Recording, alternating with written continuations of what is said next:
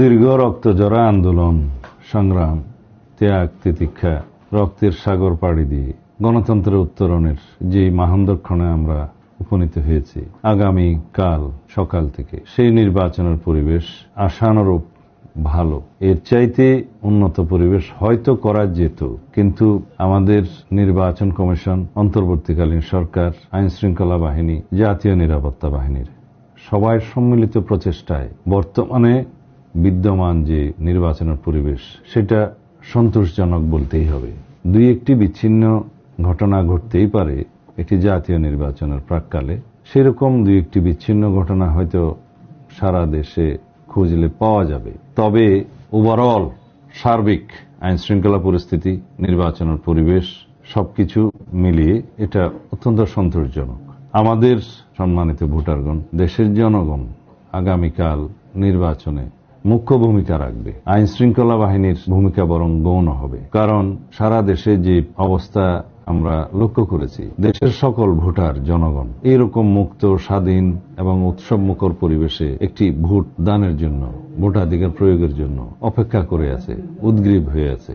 আমরা সারা বাংলাদেশে যে জনস্রোত দেখেছি বিএনপির পক্ষে, বাংলাদেশ জাতীয়তাবাদী দলের ম্যানিফেস্টোর পক্ষে, ইশতেহারের পক্ষে, আমাদের জনগণের জন্য যে পরিকল্পনা এবং কর্মসূচির পক্ষে যে সমর্থন দেখেছি, তাতে করে আমরা বিশ্বাস করি ইনশাআল্লাহ আগামীকাল 12 তারিখ সারা দেশে ধানের শীষের পক্ষে বিপুল জয় অর্জিত হবে এবং ধানের শীষ প্রতীকের প্রার্থীগণ সকল জায়গায় ইনশাআল্লাহ বিপুল ভোটে এগিয়ে থাকবে, বিজয়ী হবে। তবে আমি এটাও বিশ্বাস করি যে একটি শক্তিশালী বিরোধী দল থাকা জাতীয় সংসদে প্রয়োজন। সুশাসনের জন্য এটি বলাই হয়ে থাকে, ফর চেকস অ্যান্ড ব্যালেন্স, ভারসাম্য প্রতিষ্ঠার জন্য একটি শক্তিশালী বিরোধী দল থাকা প্রয়োজন।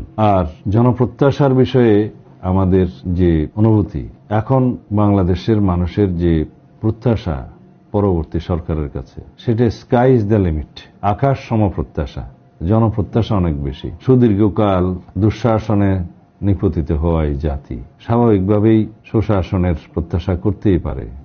আমাদের আকাঙ্ক্ষা, আমাদের প্রত্যাশা এবং বিএনপির প্রতিশ্রুতি এবং অঙ্গীকার একসাথে মিলিয়ে কথা বলতে চাই।